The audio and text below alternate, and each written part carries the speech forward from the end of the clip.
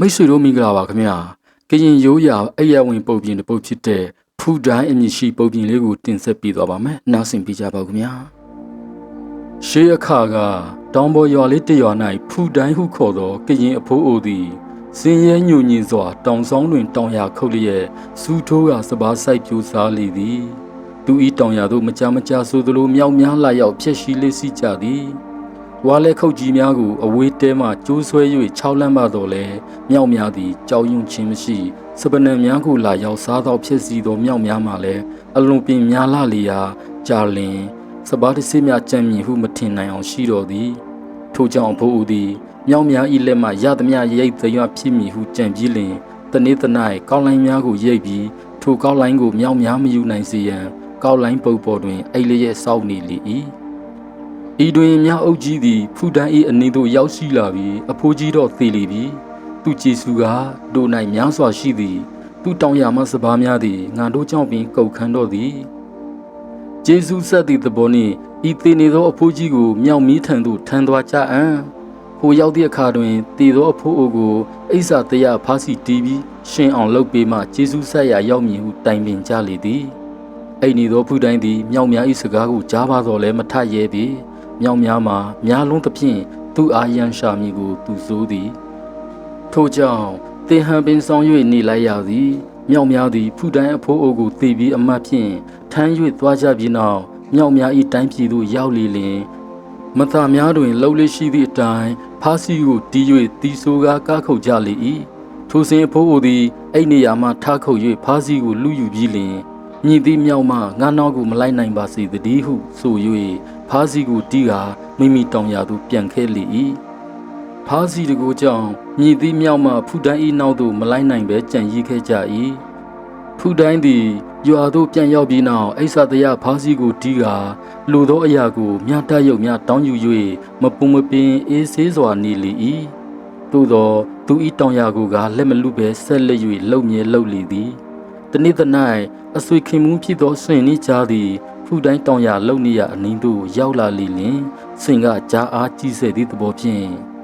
ဟိုကတောင်ရရှင်းနေသည့်အဖိုးအိုသည်တာမညာမဟုတ်ကြည်လင်သာပိတ်ပိတ်သေးသေးလေးသူနှင်းကနပန်းသားရမှာသူကငါတကားများမနိုင်ဘူးပါဟုပြောလေ၏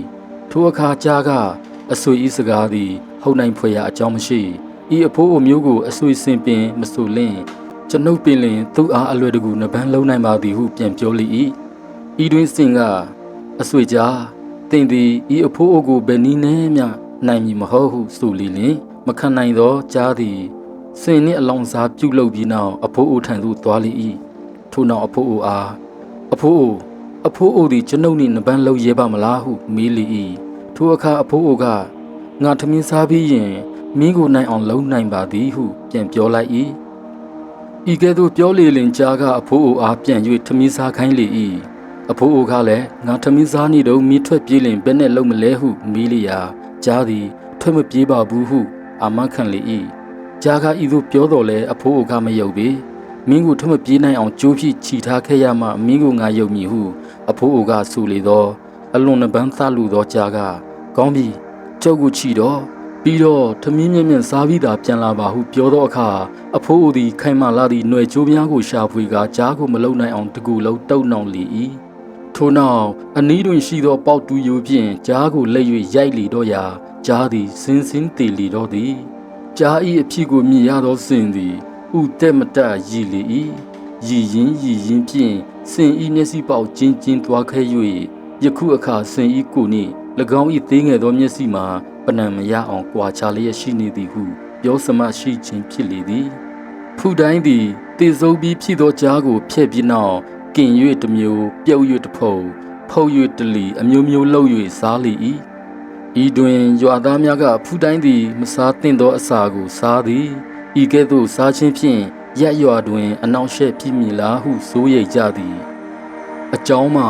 ဘိုးကရင်စကပုတ်တွင်အတန်ထွက်ခေါင်းအေယူခီဥခနွဲ့ထီအီဒူသမာဥခွဲဟူ၍ဖြစ်လေသည်အတိတ်ဘယ်မှာကြားဤမုတ်တန်ကိုကြားရင်တိုင်းပြည်အေးမြင့်နမိတ်ဖြစ်သည်မိကြောင့်ဤကျွဲချိုမုတ်တန်ကြားရင်ရေကြီးမြင့်နမိတ်ဖြစ်သည်ဟု၍ရှိသောကြောင့်ဖြစ်လေ၏ထို့ကြောင့် ကြားသားသည်မစားကောင်းမစားကောင်းသောအစာကိုစားရင်ရက်ရွာအေးမြမထင်ဟုဆိုကြခြင်းဖြစ်၏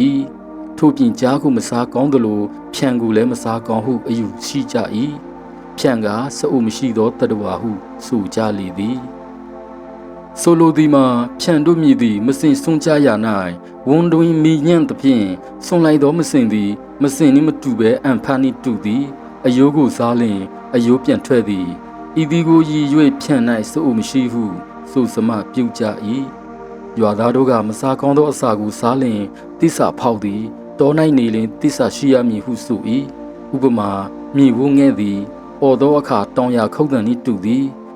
ညမှသာမထွက်ကောင်းသောအချိန်တွင်ထွက်၍အော်သည်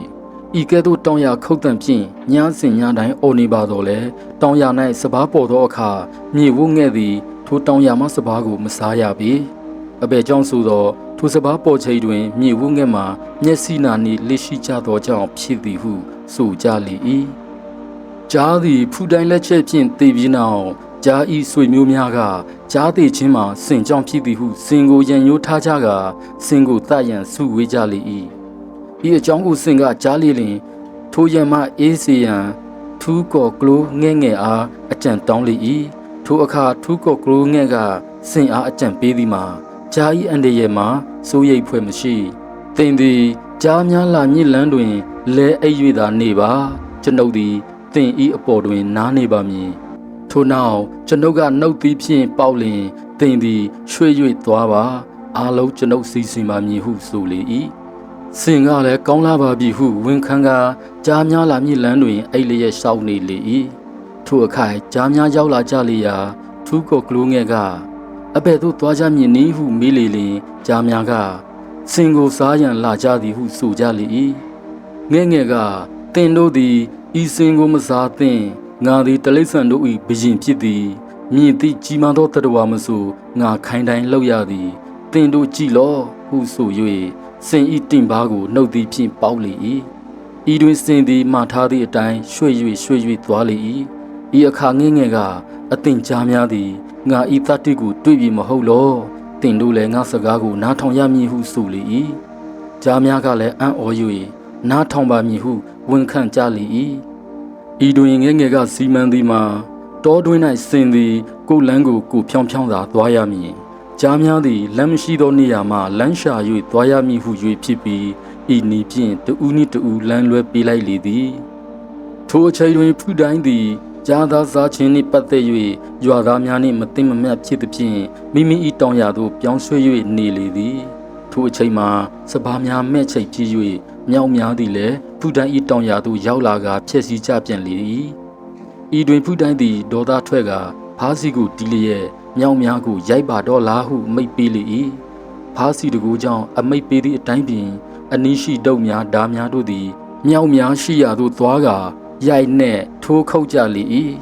လူမြောက်သွားသောမြောက်ချုပ်သားလင်မြောက်ဘရင်ထံသို့ပြန်ရောက်နိုင်ကြပြီးမြောက်များကမြောက်ဘရင်အားဖူးတိုင်းသည်ဂျေစုမသိတတ်ရသွားသောဖားစီဖြင့်ပထမပိုင်ရှင်မြောက်များကိုတပ်ဖြတ်သည်ပြန်၍ကလေးစားချေရမည်ဟုဆိုကြလေ၏တနေ့သောအခါမြောက်ဘရင်သည်ဖူးတိုင်း၏တဲသို့တိတ်တဆိတ်လာပြီးနောက်ဖားစီကိုခိုးသွားလေ၏အဖို့မြောက်များကလည်းဖူးတိုင်းကိုဝိုင်း၍တပ်ပစ်လိုက်ကြ၏ဖူးတိုင်းတည်သောအခါမြောက်များသည်မသာသချင်းကိုဖားစီဖြင့်မတီးလက်ခုပ်သာတီး၍ဤသို့ဆိုလေ၏တလက်မိုးတလက်ဖားကေကပိုဖိုးဒီဖိုးသားဟူ၍ဖြစ်ပြီးအတိတ်ဘယ်မှာဤအဖိုးကြီးကိုတင်းကြိုရခြင်းကြောင့်နောင်လာနောက်သားများဂျေစုမကမ်းကြစေတည်းဟူ၍ဖြစ်သည်နားထောင်ပေးကြတဲ့မိတ်ဆွေအားလုံးကိုကျေးဇူးတင်ပါတယ်အားလုံးဆွေးနွေးချမ်းမြေ့နိုင်ကြပါစေခင်ဗျာ